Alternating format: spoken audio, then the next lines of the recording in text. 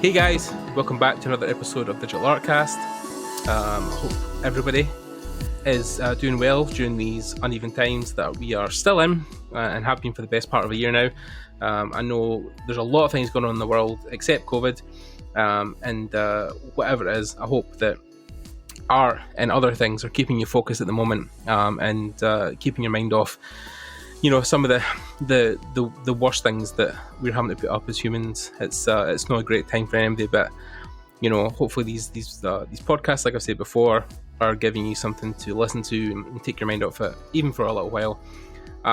Again, a little space between the last episode. I don't know if you guys enjoyed the last thing I've done, which was like more self-reflective, more self-isolated kind of episode where it was just me talking to myself and the mic. A couple of people did say they enjoyed that, so we could always try and get a couple more of those episodes in between the interviews to try and break them up. Let me know in the comments if you guys are digging that. Today we have another great interview, one that again has been a long time coming, and like every or most artists I speak to who are super busy, trying to nail down a date and a time is always hard. But this one in particular is great because this artist has a kind of similar background where they've strived for something after they've had a kind of small career change, and they've really focused on one thing, and have also been really good at networking, and of course have been outreached within the community and had their own channel set up, Discord, all that kind of stuff. So I thought it'd be a good idea to get him on today and talk about not only his journey, his artistic journey, but also the things he's done more recently with his own brand and helping people find their own path. So please welcome me and bring along our next guest for today, and that is Antonio Stappaerts. Hey, I got it right. Hey, hey, Gordon, you got it right. Yeah, I wasn't far off. One of the first. I'm always nervous that when I say these different names, it's always difficult because I get that. English-speaking people are sometimes not the greatest with names in general. Like we're just so dumb, right? We can only speak one language half the time. People in Scotland and the UK, it's like I always rebel when I meet people at events and they can speak about 5 languages. So it's it's a certain. Yeah. But I have a very, very particular name. It's always been hard to pronounce. Antonio, I think, is mostly common in that sense that you could pronounce that. Yeah, but Stappaerts is it's funny as well because it's always like the second half is arts, so it's like I know. You're destined to be an artist. There was no other choice. Yeah. So yeah, thanks for coming on and thanks for having me. Yeah, of course, man. We've tried to have this for a while now, but of course you've been super busy with Art-Wod and your teaching and YouTube and just in general, I think you've been non-stop since you launched the website, right? It's just been full throttle. But of course, now you're doing this, but then maybe not even know when I first met you, but when I met you a couple of years ago, you were still quite heavy doing freelance and working in art as a concept artist and visual development artist. Yeah. I mean, you're still doing that. That's still a part of your life, but it's still the biggest part, actually. Like the teaching thing isn't really, it's not, at the moment anyway, it isn't all encompassing. It's not, the whole part of you. Yeah. You definitely still are working concept artist. But it definitely will be at some point. Yeah, I think that's probably the case for a lot of artists, right? Because you always want to be financially independent, and I think especially the higher you climb the ladder, the more you want to send the elevator back down, right? You want to help other people find their path. And I mean, I definitely know the 5 years now I've had this podcast, like the emails I get every now and again where people are like, oh, I'm like quitting my job because of you and going to college. I'm like, okay. Yeah. Like it always like floors you. Yeah. So, but then you're actually getting people into work. You're like getting like people into jobs, which is, I think, even a step beyond, because then, you're launching somebody's career. It's like, that's very rewarding. Yeah, of course. So take us back, because I think your story begins, if I'm right, 2014, 2015. That was kind of when you were like starting to like take it seriously and really, really practice and draw every day and you had also like a really super unique sense. So what to do first is if you want to just, for the people who don't know you, if you want to introduce yourself quickly and just talk about what you do and who you are. Yeah, sure. So basically, when I was very little, I was always kind of this doodling kid. but like nothing serious. Never did any art or something. And when you imagine doodling, it's not like doodling today, like literally just at the end of your pages in school, just some scribbles, just some, I don't know, smiley faces, whatever. But I did like to do that. And then that sort of got away from me. And then I became, a young adult, not really knowing what to do. I did manage to get a good job at a major corporation, at Apple, as a retail sort of managing position, which was definitely a very good job. Yeah, but even at retail level, because Apple are quite synonymous for letting people into the company. So yeah, absolutely. They're very, very open to it. And I've learned, I think I wouldn't change it now. Like I wouldn't go back and start art earlier, because I've learned so much of the business side of things from Apple. Right. But I think, I like 2014, I knew something was missing. And I wanted to do something that was a little bit more creative. And ironically enough, I wanted to get a tattoo at the time. And I looked up, I wanted to have my own say on how to, when someone's going to put something on my body, I want to have some sort of say in it.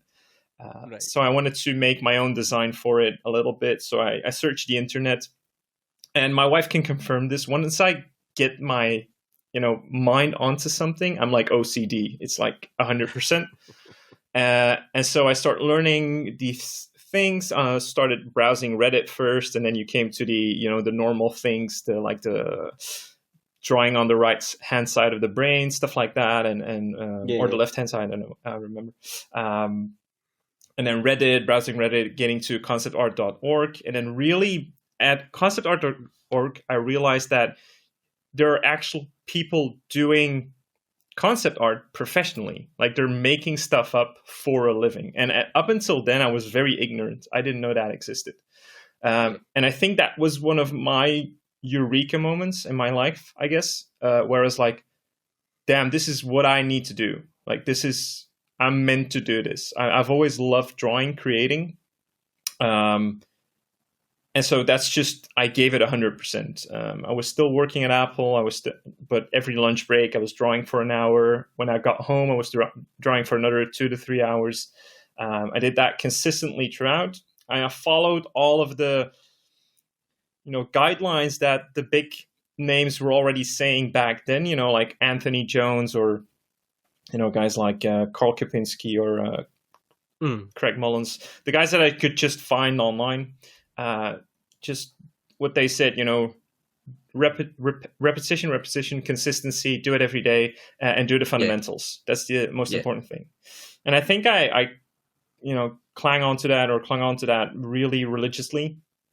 And so I boosted my skills quite fast. In a couple of years, I made the jump to a professional career and never looked back since. Yeah, and I think it's interesting as well because, you were talking about, like the time you took it seriously, but then there was an ideology, a method behind how you were learning things or at least structuring them, which was unique, right? That's true. Yeah, and I think that a major part of that, a major contributing factor, and the reason why I created Art-Wod is when I decided to pursue this dream and try to make it something professional. I knew that I had to have some sort of template that I knew was effective in learning new skills. And at the time I was doing competitive CrossFit, at a pretty low level, not anything particular, but I knew that from CrossFit, you had to tackle your weaknesses and do it consistently, train all the fundamentals of fitness. So it was actually the similarities with art were very much apparent for me. And I applied a sort of similar structure in my artistic training as I did with competitive CrossFit. And that turned out to pay off quite well. And that's one of the main reasons that I'm applying that in my Art-Wod program as well. Yeah, because it's a weird thing but a unique thing where you're calling the people in your Discords art fleets, Yeah, something like art that. leads. Yeah. Yeah. So it's like, you're taking that rudimentary fundamental training mentality that comes with fitness and working out and Right. applying that to art, which is, I think, well, I don't know, because maybe somebody has at one point, but I definitely feel like it is, like, you're maybe one of the first to do it like that. I could be wrong, but like, I know, even looking back, like you said, with Scott Robertson and Carl and Craig and all the people that came before it, I've never really heard people doing things like that, specifically like you have done them. So is that been your finding as well, or? I think, well, definitely the online platform that I created is very unique. Not only in the way that it's structured consistently, and people can actually, it's not something that has an end date, right? And because learning fundamentals doesn't have an end date, and that's the mindset that I took from it. But of course, in the past, art has been compared to physical training a lot of the times. Guys like Jeffrey Watts do it all the time. Other artists that I know did it before me, probably. It's just that philosophy does ring true for a lot of people. But I think that I was the first one to really solidify it in some sort of online learning platform where people could have consistent engagement for an infinite amount of time. And that was very important to me, because I knew I took my fair share of, well, not my fair share. I took a couple of mentorships, like 2 or 3. And they have been of, invaluable contribution to my art, but they're not what made me the artist I am today. It's my consistency in learning and applying and tackling weaknesses that made me the professional artist that I am today. So that's kind of the mindset that I want to share with students and just people around the world. That Art-Wod is built for a niche audience. It's built for people that actually want to become professionals. Because when you want to be, and that's why I don't sugarcoat it, and that's why I call my students art leads, is because when you're an art lead, there are days that are going to suck, and they're going to suck badly, right? It's not always sunshine and rainbows being an artist. It definitely it's never sucks. Sunshine and Rainbows. You're lying, Antonio. I know. Exactly. You know this better than anyone. Yeah, right? I know. Jesus Christ, man. Yeah, the sunshine never comes, but yeah. It seems so, right? But then you have these days of pure delight that make it all well. But so that's kind of the philosophy that I had with the training program. Yeah, I think it's definitely one of the few things I've seen where, especially with what you're doing, I think where it's unique also is that if somebody sets up a program, and I'm not saying this like in a bad way, that this is just a reality of life. People who are like at the tip of the top, like, like Ryan Lang and a lot of these guys who are, if they ever done like a session or a set of tutorials, it's usually pre-recorded, it's done a month in advance, it's put up once, obviously, of course, they'll occasionally give feedback, or they'll say like, oh, email me if you have any problems, blah, blah, blah, which is great. But you are physically sitting in a Discord. Like, every other day, you're talking to people, you're checking in on them, you're doing now the classroom sessions, which is like a thing where you do it like it's every Wednesday, and you talk to people and you do like a specific demo of one particular like technique. You give people feedback. You now have these in-depth mentorships, so people can pay to have like the kind of one-on-one session where you can like really dive in, and like if they're really looking for a job, like really push their portfolio and make sure that they're like, they're the best. So in that essence, I think, like, and then obviously you're saying like you're still working as a concept artist. So like, to me, that's crazy, right? That's like, that's the holy grail of like people who come out of schools or programs or things in the world and they want to become a visual development artist or a concept artist, and they don't know where to start, who to talk to, what online course or Gumroad to buy. And then even then, like, I mean, it was the same for me, where if I'd done an online course or a tutorial, I would watch it, but then like I would have a million questions afterwards and be like, what the fuck? I don't know what to do now. So like, like I think that's where your thing stands uniquely above everybody else's, is that you really put time into that program, and you really hone and care about your students.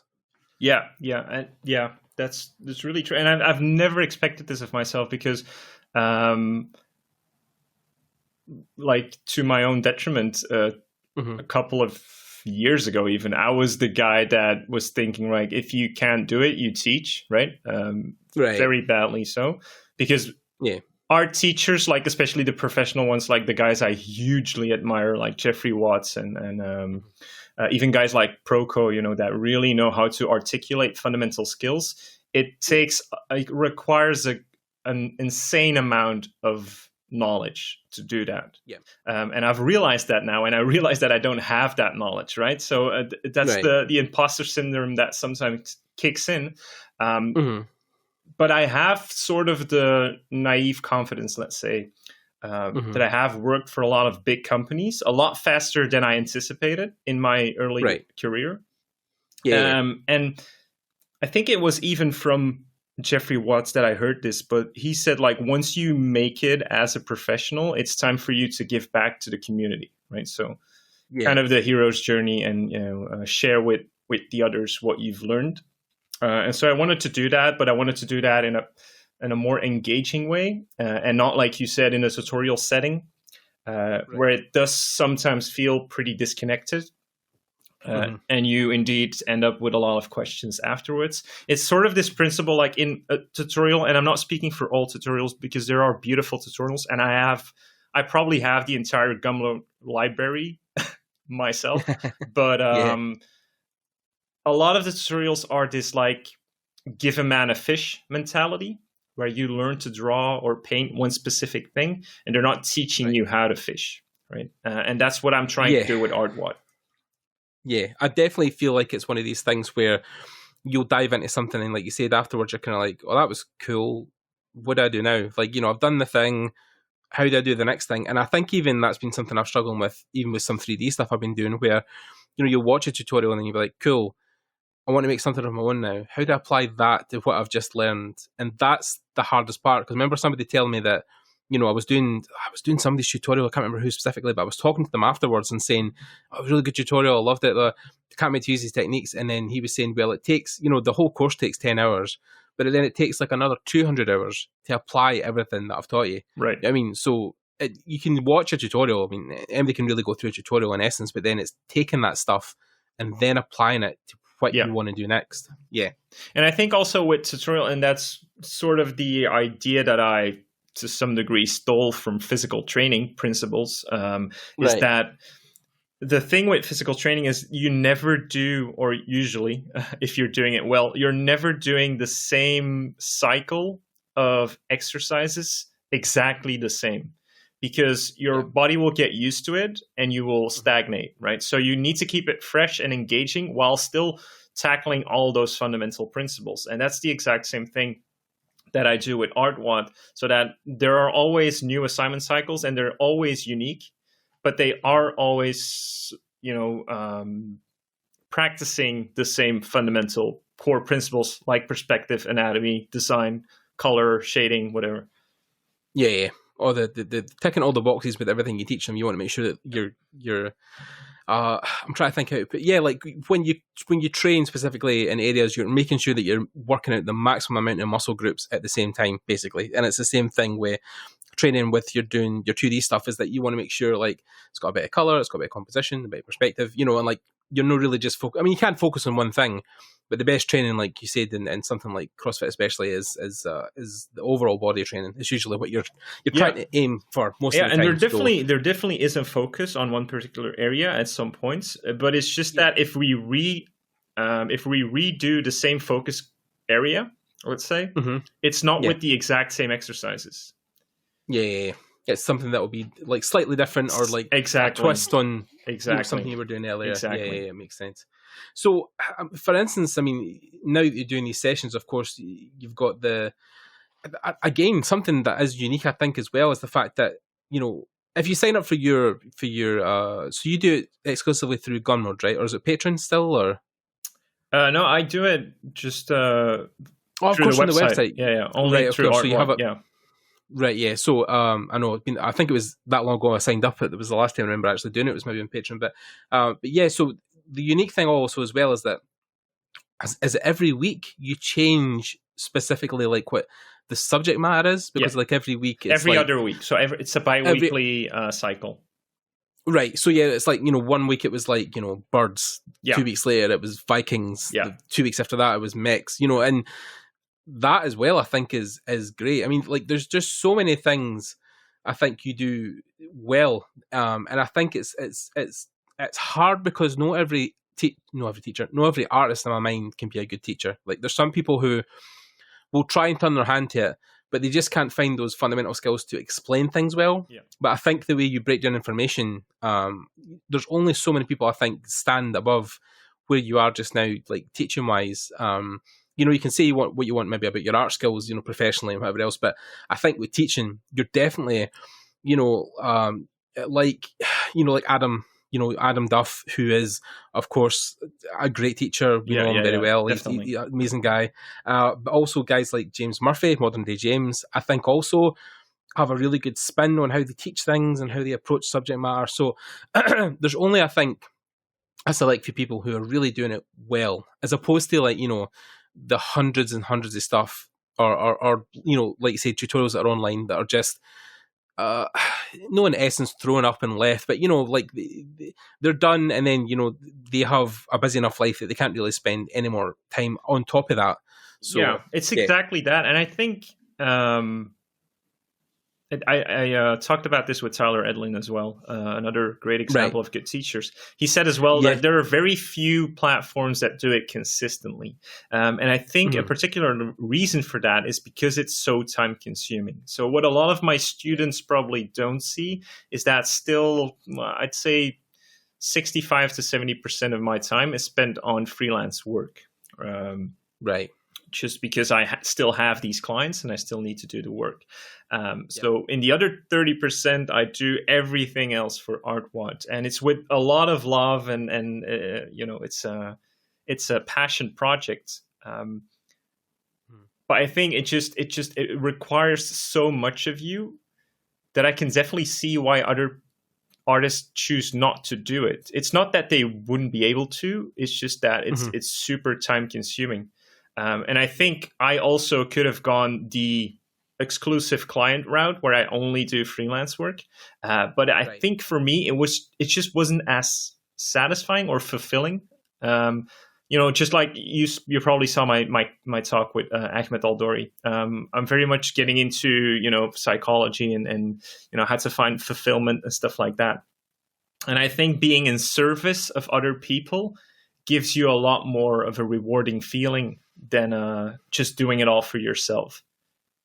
Yeah, I mean, but that's like, I don't know how deep you want to go down the rabbit hole here, but like that's basically the human condition, right? Is that we all know that anything that is done selfishly benefits you, will only have such a lasting effect. But then if you give back so other people benefit from that also, then, that lasts forever, that feeling where, and that's more, it fills you more than the thing that was only temporary, that only lasted a couple of seconds because, you got a job offer, or you finished this client. But then, like, I just managed to change somebody's entire life and now they're working in a job because of me.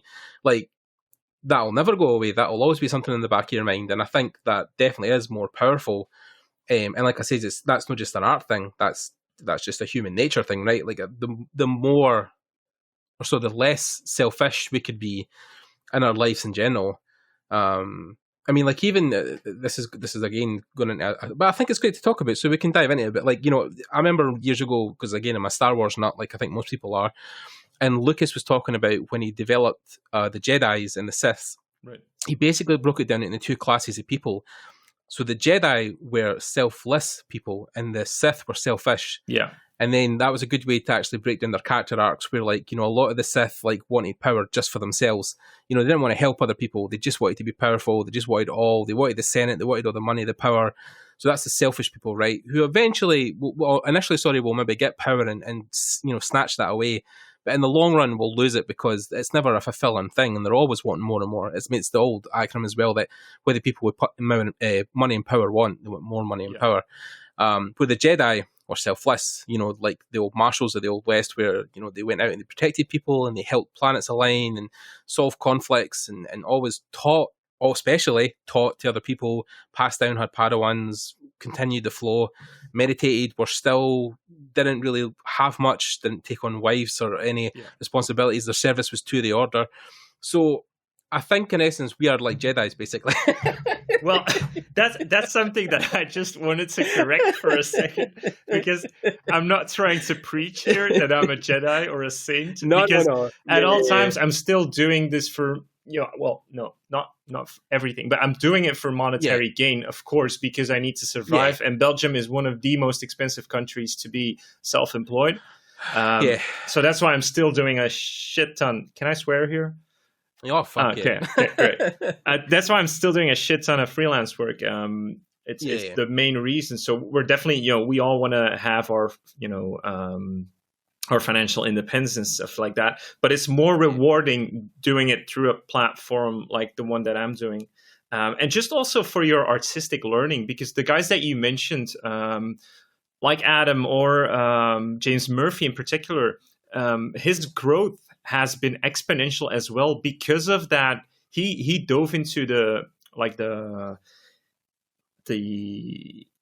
teaching methodology or philosophy from the get-go, right? Even when he was still starting out, he was already teaching very articulately. And so he got a grasp on fundamentals very quickly, which made him a really good artist, exponentially faster than a lot of people.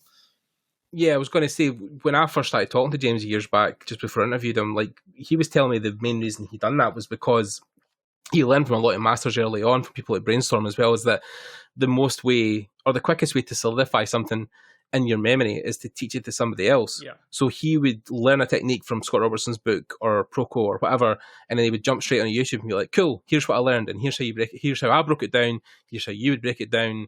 So, like, that, in essence, was almost like, no by accident, but like, because he was doing these things just to help him or to reinforce stuff that he was learning, it then of course also helped other people. So then he was like, oh, well, this is good because now I want to help other people, and this will be a good thing because I can teach, and this will also help me for certain aspects. And then that just snowballed, and of course look at him now, he's doing phenomenal. Exactly. But yeah, like it really is interesting in the fact that teaching is one of these things that you don't always want to maybe turn to because it seems like a lot of effort, but I think it always pays off in dividends that, you're going to get not only great students out of it, but also a way to sustain yourself as an artist independently and financially. And, I think it also gets you that recognition really quickly as well. Like, people, if you're teaching stuff online at a really high level, the community quickly turns onto that because, of course, also there will be professionals also who want to learn from you, right? Not just students. There'll also be people who are looking at that thinking, oh, that's really interesting how he does that. Maybe I should learn that as well. So, yeah, like there definitely is a whole cycle once you start getting into that world. And Tyler said it himself, like, even Tyler still works for himself, and, so does Ahmed, so does James, but, like, they have this whole other structure where they have an online presence and could probably easily live off that as well as being a professional artist. So, I think even James, way back when I talked to him about a couple of months ago, he was talking about, he's doing storyboards now in animation, and he was saying, I always say to James, like, oh, what's your end goal? Like, do you want to get into a job? Do you want to be, do you want to work in a studio, blah, blah, blah? And he was like, no, really, man, I want to make my own stuff. I want to be my own boss. I want to make my own worlds, my own IPs. And I was like, sacrilege. Like, you can't do that. You have to work for somebody. But then, like, there's so much financial freedom because of the internet. Like, you can have a career where you just do your own thing, right? Of course, especially now. I mean, I started freelancing directly in a country like Belgium where there's almost no gaming studio, right? There's one now that's pretty big, Larian Studios, but other than that, there's almost no studio, and I managed just fine. So yeah, it's definitely Larian are the guys who do Baldur's Gate, right? Yeah.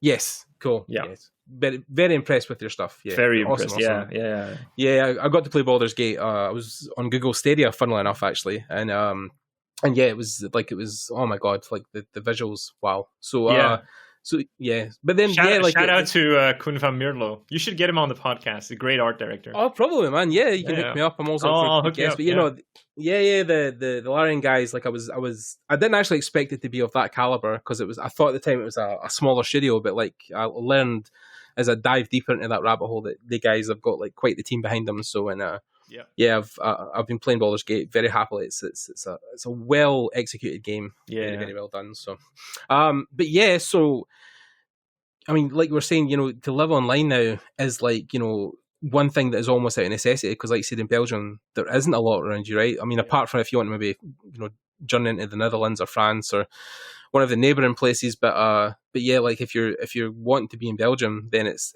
difficult because then. Well, I think that's the case for anybody, right? If you want to stay where you've lived, then it will be hard because obviously a lot of studios are scattered across the earth. So, yeah. I think is that something you made? Yeah. Oh, no, you go. No, I think to a certain degree also that sometimes it feels like a paradox with students where they feel like it's impossible to get a job, but the job that they want to get is at AAA studios. So that feels like a super large gap, right? But whereas when I first started, I was drawing for anyone that was willing to pay me, man. I didn't care as long as I was drawing, right? And that just gets your foot in the door, and then you slowly build that up. It's actually exactly the same as building up your fundamental skills.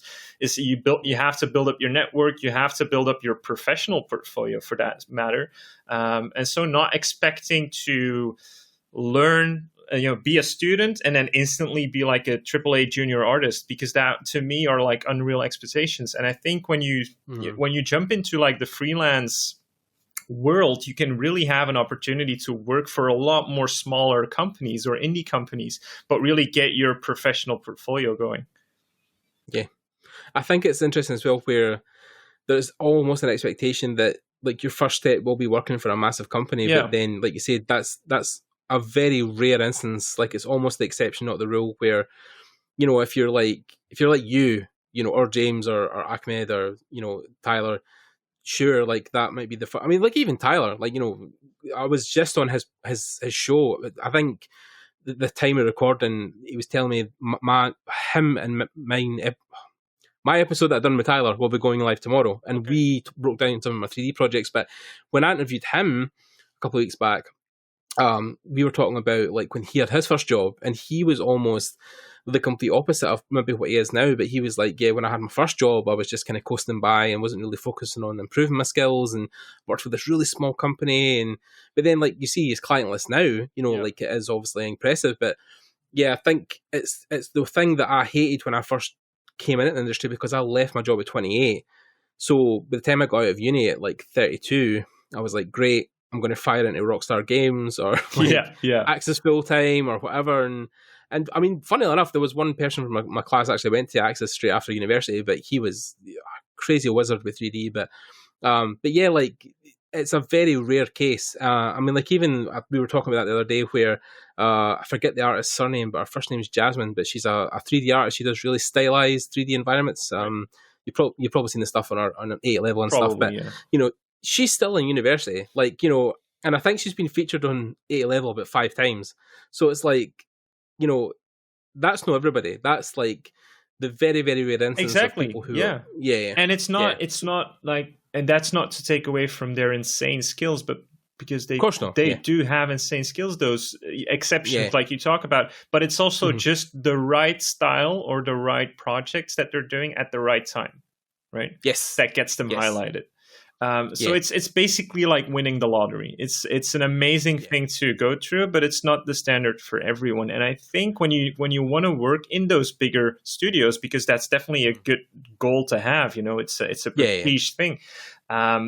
It's just that those studios would often want to see you, have completed prior work. And if you can show passion for indie projects that you did, or just small time gigs, as long as they can see some body of work that you've really put your heart and soul into, they'll be much more inclined to hire you faster than when you just come out of school fresh, not really knowing how the industry works.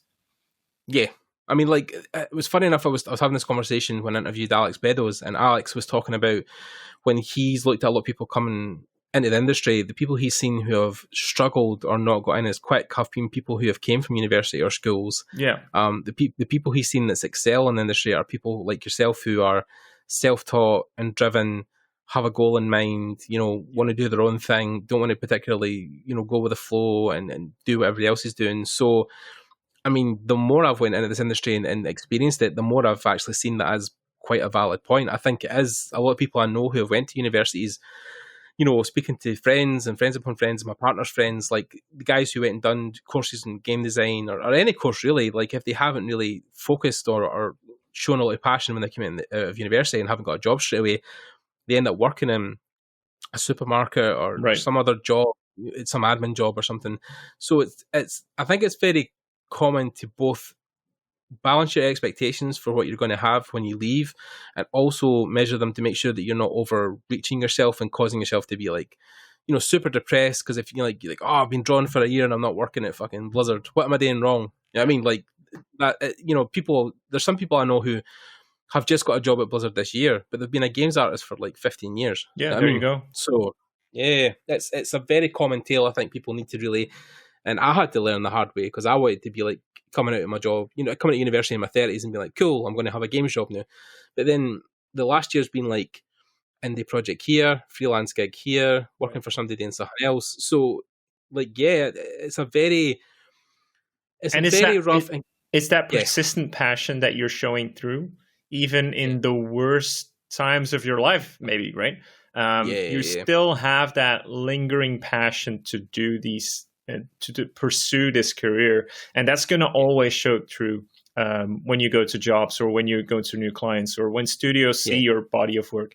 So that's the most important thing. And I also think a lot of students have already heard of the big three things that you need to be, right? You need to be good at what you do, you need to be fast or efficient, and you need to be great to work with. But I think they often have a misconception about what it means to be great to work with. They often think that only means like you're the cool guy at the office, you get you get along with everyone. And sure, that's a part of it, but that's really not the gist of it, because as a freelance artist, you're not really that sociable with your clients, but you still need to be great to work with. And that means usually is that you get all of your deadlines on time and you commit to all the promises that you make. And that's a very hard thing to do as a freelancer. But that's one of my staple marks for my company, Cutting Sketch Design, is I have never, ever, ever, ever missed a deadline. Like never. Right. And that's something that that echoes throughout the industry, because some of the clients that have contacted me, studios like Falta or Ubisoft or whatever, they have contacted me because they have been referred by, or I have been referred by other art directors, right? It's not that I've contacted them directly. And I'm probably, and this is just a guess on my end, but they're not the art directors that refer me. They're not like, hey, this is the greatest artist you've ever seen, right? That's right. They probably refer me like, hey, you want to get shit done on time? Call this guy. Yeah. I mean, I think that definitely is a thing that I learned again later on. And I mean, I say this is funny to always give myself shots for like, oh, I didn't know this, at the start. And I mean, like, I've only really been in the industry for like 4 years. Right. So I mean, like, in the grand scheme of things, yeah. But this is what I mean. Like, people are like, oh, I should have known this and I should have known that.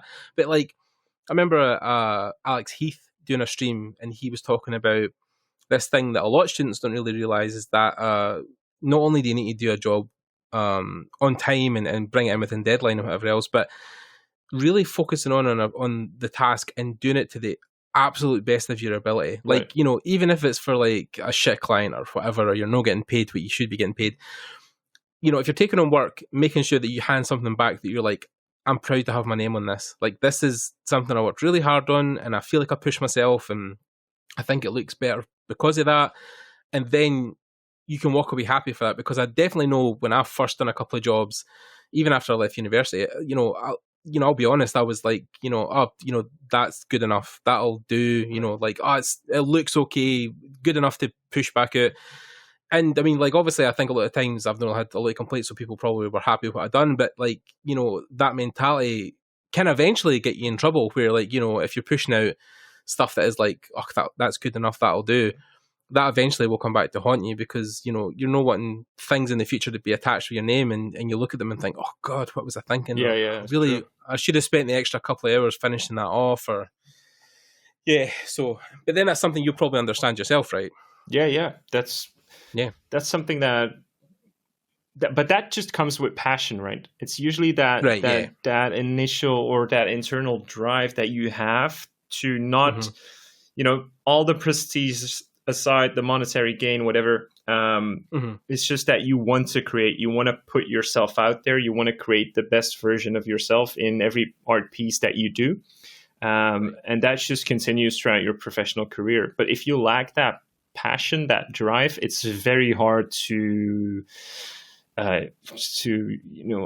artificially create that. It's almost impossible. And that's why probably, like you said, a lot of students struggle in these big companies, is because they might have the talent, but they sometimes lack the true inherent passion to go the extra mile when times are tough.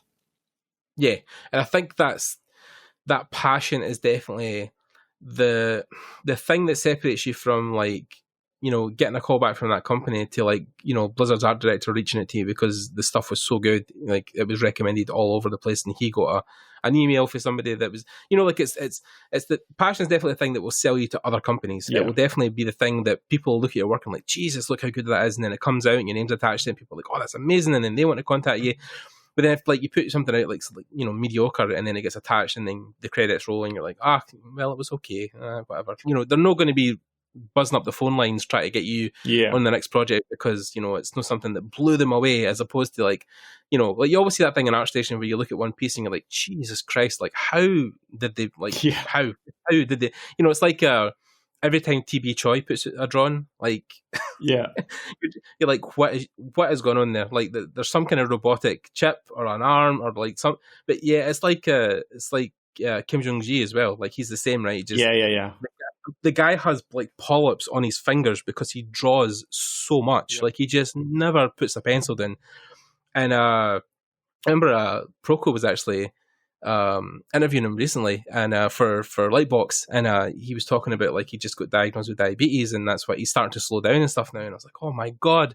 But like, it's a weird thing where, like, you see these guys who you just think, how are they human? How can they exist on the basically we're the same type of person, we're the same mammal, but like, he seems to have this brain that allows him to draw in these crazy dimensions and perspectives, and like, how does he work it out? So I think there's almost a thing where people now want to kind of almost tear down those people because, they don't want to imagine them as some like ungodly, unachievable goal. Yeah. But then again, that's talking about the people who are the exception, know the rule, right? Yeah, very much so. But they're just as human as you and me, but they have that extra motivation and passion that keeps them going. And that's almost in every community, whether that's art or sports or anything else. There's always a handful of people that stand above everyone else, right? And it's usually because of they want to put in the extra work and they do it with love and passion, where others might give up. And don't get me wrong, they might train or work super hard, but then there are just other people that are even more crazy and just go the extra mile. But oftentimes that comes with a great sacrifice as well, right? I mean, that's just life. Yeah, it's difficult because I know that's definitely one thing that has crossed my mind a couple of times, especially because I'm a wee bit older than other people in the industry, and, people of my age in the industry have already had like the 10 years working in games or, doing things in a studio for a long time, and they have this whole legacy behind them and, all these merits and have worked with all these caveats, and it's difficult now because I'm trying to get in on the ground floor, and doing that in your 30s, because I'm 35 now, so doing that at my age is like, it's harder because I'm already thinking about stuff like kids and a family, or at least settling down in some respect. And it's one of these things where you always worry that the industry, because it takes so much of your time, is going to leave you lacking in another area, which is stuff like your family life or spending time. We were joking about it earlier about your girlfriend, you don't want her to like kill you because you're sitting in your office all the time. But like, you really have to have some. I mean, my partner, I'm lucky, I don't know if this is just a thing that has been a thing that she's developed, but she's very understanding of the fact that I need to be sat at my computer for a long time doing arduous tasks because it's just part of who I am. I mean, luckily she's a software developer, so she definitely understands more than, but like, but yeah, it's very rare to find people who are patient enough for that kind of stuff, because then eventually, like you said, when if you get stuff involved like kids, or you're trying to spend a bit more time together, then it can be really hard, right? It's almost like I don't want to sugarcoat that, because like me and my wife, we intentionally are not having kids, and that's just our choice. But that's one of the. It's a big merit for me, for my career at least, right? I have a very understanding wife, and she lets me work 7 days a week. And then besides my work, if I'm not doing freelance or Art-Wod, teaching, I'm definitely spending time with my wife, because I know that she doesn't get the attention that she basically deserves, right? But she knows that I'm doing this for a career, and maybe later it will pay off in terms of how much time I can spend on it. But I'm definitely not trying to sugarcoat the fact and say that you can have kids as much as you want, and you can spend just a couple of hours a day on art. You definitely could. But if you want to be at like that upper echelon of artists, there's always, and it's not only artists, right? It's like I said, if you want to be in the upper echelon of anything, you just need to put in the time. There's no getting around to that.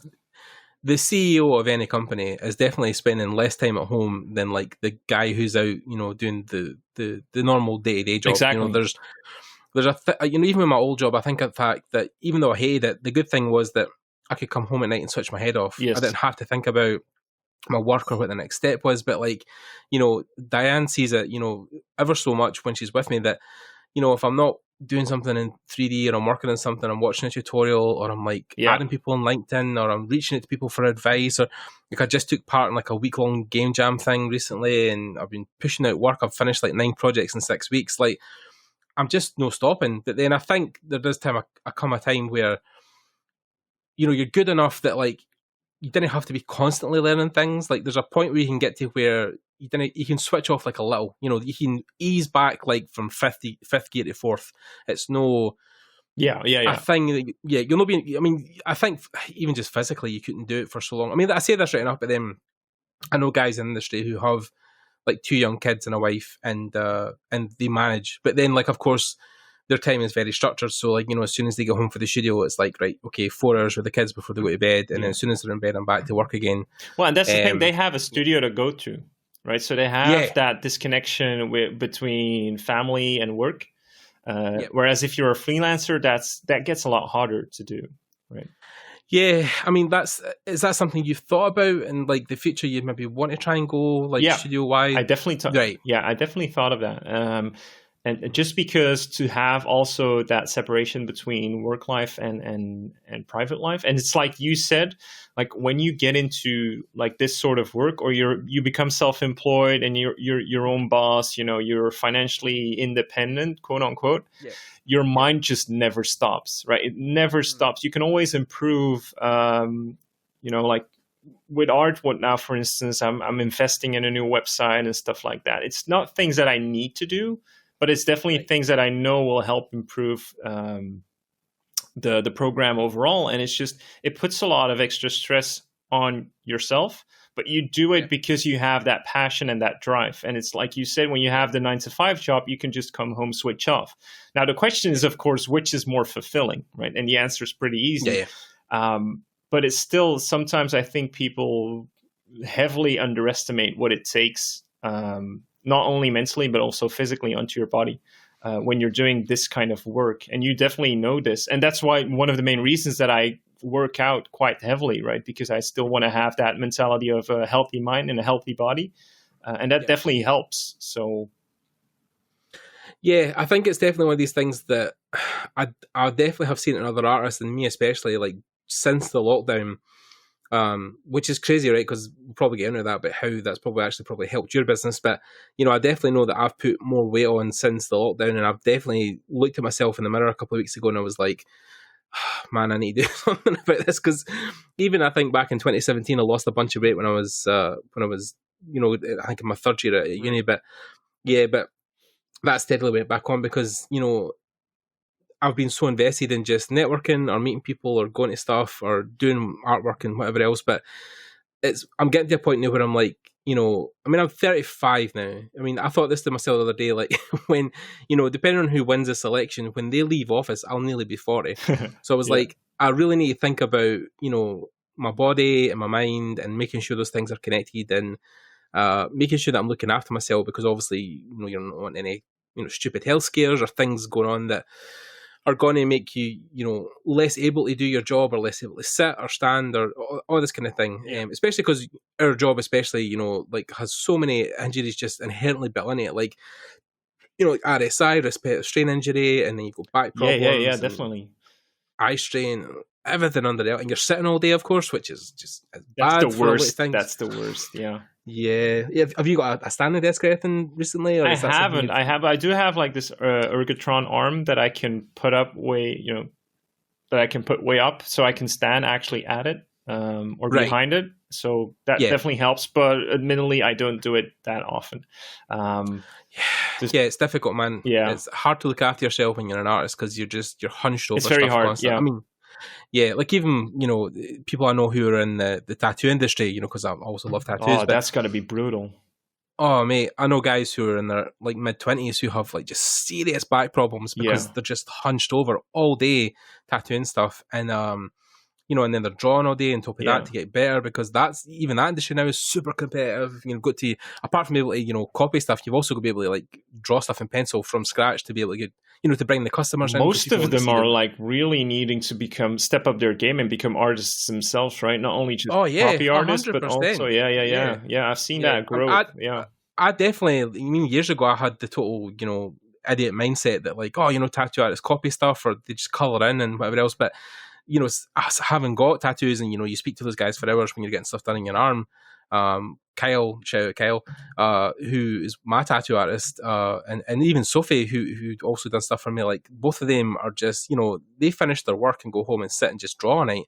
And some of the stuff they draw, people are like, oh my God, I want that tattooed on me because it's so impressive. And it's the thing where like, you've got to sacrifice a lot of your health. And I know even some of them have been taking like their health seriously recently as well, because, again, it's one of these things, the better shape your body is in general, like you can kind of avoid that stuff. Yeah, very much. Avoid it, but it's less impactful on your body if you can wave that out with exercising or yoga or stretching or whatever. That's the thing. Yeah, that's for me. Like I'm very much into mindset. I'm very attentive to it because I'm actually pretty sensitive to addiction. I know that. Right. So like, and not like drug addiction, or that could be, but just coffee addiction or, sweet addiction or whatever. I sense that I'm very sensitive to it. So what I try to do is I try to a certain large degree, avoid that by having good habits, consistently working out, changing my mindset, doing yoga as well with my wife,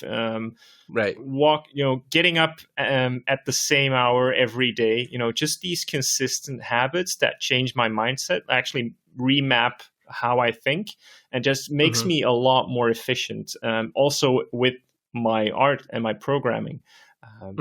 And I think that's all connected, right? Also, you work from home, right? I work from home. So why not wear sweatpants every day? I don't do that. Yeah. I used to do it, but then I feel more, I don't know, like lazy and unproductive. And so I act more lazy and unproductive when I'm in sweatpants. Okay. So now I actually dress better when I'm at home. It sounds silly, but it's like these little things that really help you, be more efficient and just be aware of your own mindset.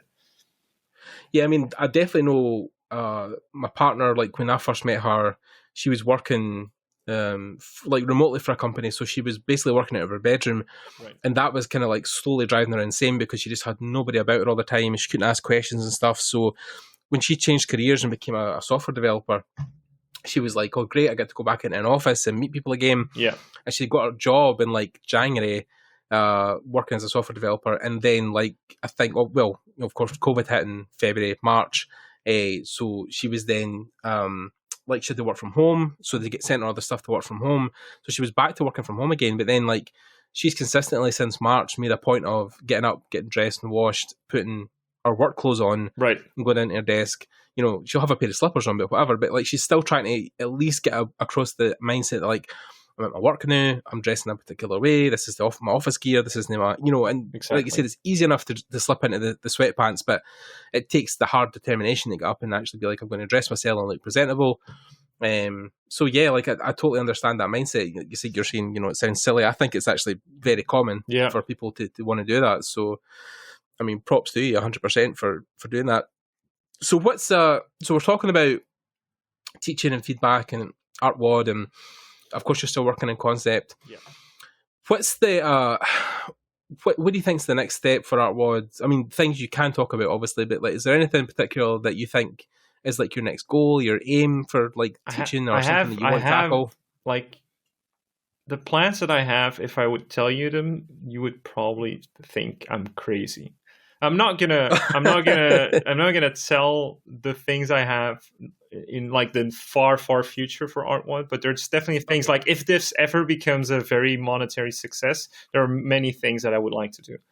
In the short term goal is definitely just getting the new website up so that it's more accessible for people. It's a lot more efficient in terms of navigation for users, better Discord integration. Launching the painting program is going to be one that is on the list. I've sort of postponed it for two reasons. One is that I'm afraid that too many beginners might jump into the painting program directly and get demotivated by the amount of work that they need to do and the kind of skill level that I'm already expecting them to have. Because I'm a very, very big believer that you can get 80% of the way to being a professional by just drawing. That's my honest opinion, and there will be people that disagree with me, but that's my real honest opinion. I think the foundation to every job in the creative industry is drawn, even with 3D artists. Yes, and because the only thing that separates painting from drawing basically is in painting you're drawing with shapes and color notes. That's how I see it. The rest is all the same. Design, perspective, composition, value, especially, you can all do that with drawing. So that's why I've kind of put it off to some degree. But of course, I need to launch it at some point.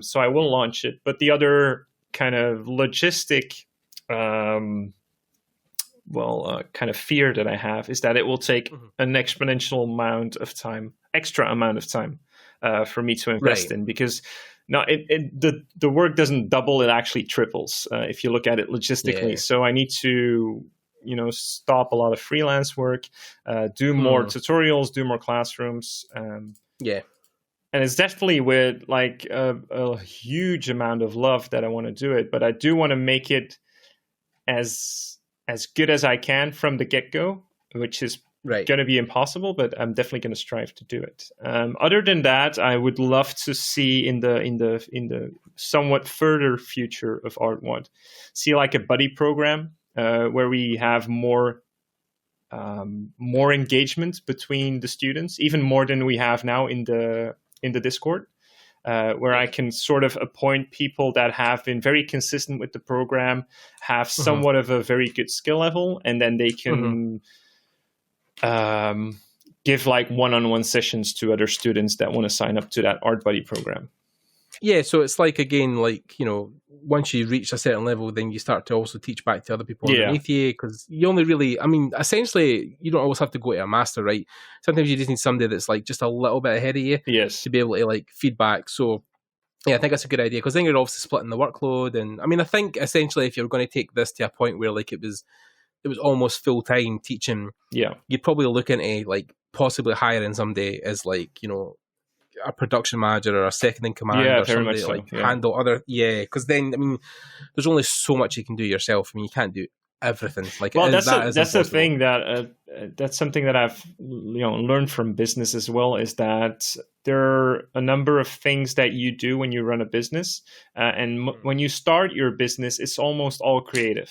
Right, because the creative part of your business doesn't have to be art per se; can be anything, can be products and stuff like that. But it's the creative product that sells, right? That gets people going.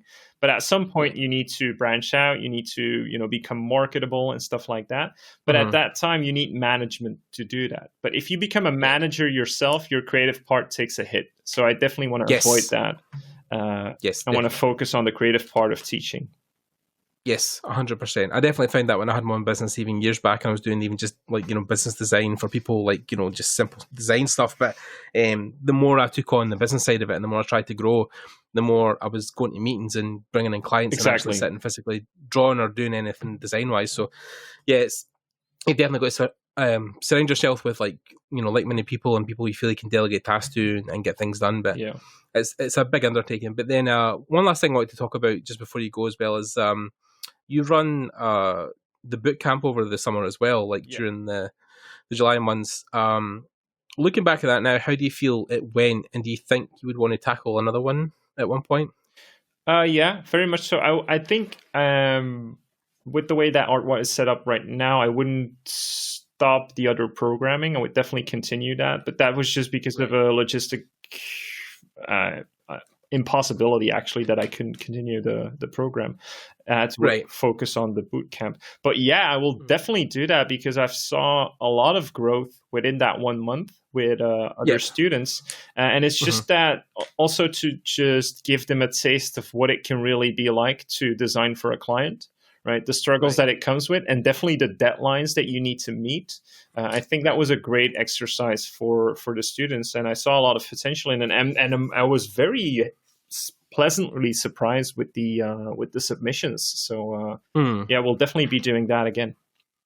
Yeah, I mean, like even me doing that game jam a couple of weeks ago, like, we only had 4 or 5 days, but like that short deadline, and and mixing with people and getting to work with other people, other programmers and stuff, and bring your art to life, and work to a brief. Like, I think a short stint of a lot of these things can definitely exponentially make people really quickly grow as artists, because it hones in a lot of skills you have to really use quickly and without prompt, and you're not having to rely on the safety of like, I can get this done tomorrow or whenever. It doesn't really matter, like it's due on a date. So I definitely think those short stints are really good for students. So, and it's also just a very, very good reality check of where you're standing in terms of your development, because sometimes the assignments are already like a reality check for a lot of students, but when you do like these boot camps and you're in like an artificial work environment, so to speak, that really puts like an extra level of intensity to what you need to do, and that's a really good tester for you, for like your skills, and see where you're at and see how your development goes and how you actually problem solve, because that's like probably 80% of our job description is actually problem solving, right? So that's a good exercise for that. I can imagine. Okay, well, that sounds like a good time to wrap that up. Again, thanks for coming on and being a guest. It's been fun. Yeah, totally. Like it's always great to just get people on and shoot the shit and just talk about art in general and the industry. I mean, I think it's always these things where you feel like you're maybe going over the same territory a lot of the time, but I think for a lot of people, especially with a lot of these podcasts, people will be bumping into you for the first time, and I think it's always good to even just let people hear the same basic stuff about how to approach the industry and how to work. And it's also just cool to see, like from the podcast that I listened from you, it's cool to see where we hit, like where professionals like me and other professionals that I admire to and look up to, because you have a nice portfolio of people that you've interviewed, to see where we touch on like the same notes, but also to see what different approaches they have to like studying or being a professional. That's always really interesting to see. So definitely keep doing it, man. Yeah, man, 100%. Well, as you know, there's guests aplenty coming up, and I'm sure we're going to have a lot of interesting conversations. Definitely thanks for coming on. So I mean, thanks to you guys as well. If you've listened to this point and you're still about, thanks for checking out the episode. I'll make sure to link all of Antonio's links below, all his social media stuff, his ArtStation, and of course Art-Wod. If you guys want to sign up, you jump onto his website. You guys can jump into the drawing program, get access to the Discord. There's a huge community there that are very receptive, very welcoming. And of course, like I say, and of course, if you've been listening, you know that Antonio puts on a lot of passion and a lot of time into what he does at Art-Wod, and I think it will be some of the best money you'll probably ever spend, especially I think for the money that you are spending it. I think it's an absolute steal compared to a lot of other programs that will charge you a lot more money to basically get the same thing. I think it's probably one of the best valued aspects of drawing and learning online especially. So yeah, I'll make sure I leave all his links, and of course if you want to get in touch, I'm sure you can just reach out and he'll answer any questions you have. And yeah, that's basically it. Thanks again to Antonio, thanks to you guys for listening. Check out all of our other social links. We primarily are on YouTube, but of course this podcast goes out around the world in different aspects of Spotify, Google Podcasts, Stitcher, a lot of other things. So if you want to listen, you can listen in multiple places, or of course come over to YouTube, leave us a like, a comment, and a bit of feedback, and of course we'll catch you guys in the next episode. Thanks guys, bye.